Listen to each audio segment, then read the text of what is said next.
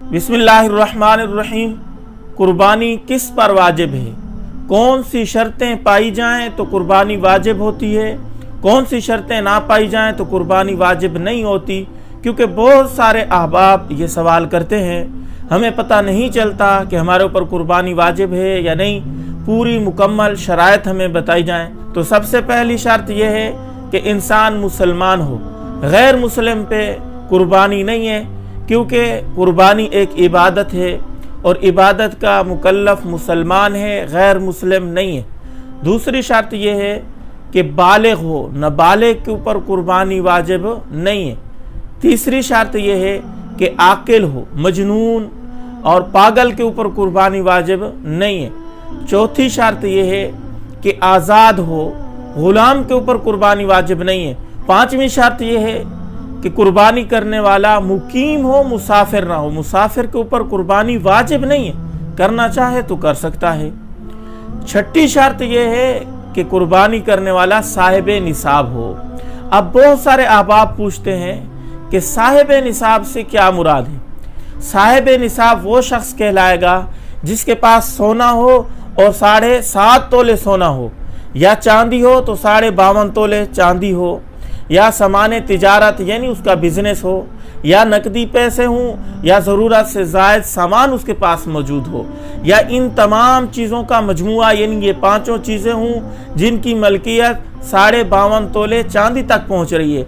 ये जितनी चीज़ें मैंने आपके सामने गिनी हैं, इन तमाम का अगर हिसाब किया जाए, इतनी उनकी मलकियत बनती हो कि 52.5 तोले चांदी वो खरीद सकता हो। यानी इंसान के पास पैसे हैं इतने कि 52.5 तोले चांदी खरीद सकता हो, सोना इतना है कि उसको बेच के 52.5 तोले चांदी खरीद सकता हो। इसी तरह चांदी 52.5 तोले है, या सामान तिजारत बिजनेस जो है उसकी मलकियत जो है 52.5 तोले चांदी तक पहुंच रही है, या ज़रूरत से ज़ायद जो सामान है। अब ज़रूरत से ज़ायद सामान कौन सा कहलाएगा? एक इंसान की चारपाई ज़रूरत में है, इस्तेमाल में है, एक पूरा साल जो है इस्तेमाल में नहीं आती। इस तरह एक मकान इस्तेमाल में है, उसके अंदर रह रहा है, एक के अंदर बिल्कुल नहीं रहता, ऐसे पड़ा हुआ है। जो भी ज़रूरत की चीज़ें हैं यानी इस्तेमाल में ला रहा है वो ज़रूरत की चीज़ें हैं, और जो इस्तेमाल में नहीं रहा वो गैर ज़रूरत की चीज़ें हैं, वो जो है ज़रूरत से ज़ायद सामान कहलाएंगी। उनकी अगर कीमत लगाई जाए 52.5 तोले चांदी तक पहुंच रही है तो उसके ऊपर कुर्बानी वाजिब होगी। अब ये कुर्बानी सिर्फ मर्द के ज़िम्मे है या औरत के ज़िम्मे भी है? बहुत सारी औरतें समझती हैं कि शायद सिर्फ मर्द के ज़िम्मे है। मेरी बहनें, आपके ज़िम्मे भी है। जैसे मर्द शरीयत का मुकल्लफ है, मुसलमान है, आकिल है, बालिग है, ये तमाम शर्तें पाई जा रही हैं, साहिब निसाब है, आपके अंदर भी ये शर्तें पाई जा रही हैं, तो आपके ज़िम्मे भी कुर्बानी वाजिब है। आप नहीं करेंगी तो गुनाहगार होंगी।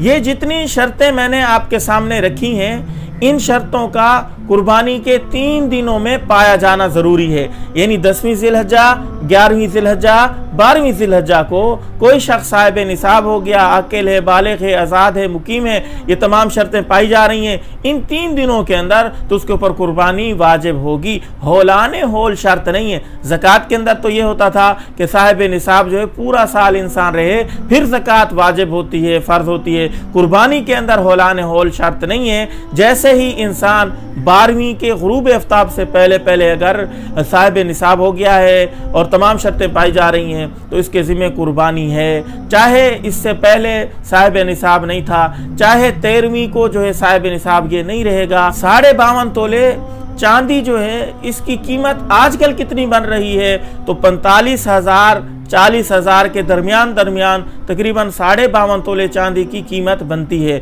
तो जिस शख्स के पास 40,000 से ऊपर पैसे हैं उसके ज़िम्मे कुर्बानी है। हाँ, एक बात का लिहाज ज़रूर रखें, आपके पास 45,000 40,000 ये जो बन रहे हैं आपकी जो है राशन के अलावा हों। ये ना हो कि आप कुर्बानी कर लें, खाने के लिए घर में कुछ हो नहीं, बिल के लिए और दूसरी ज़रूरियात जो हैं घर की वो पूरी ना हो सकें, फिर आपके ज़िम्मे कुर्बानी नहीं है।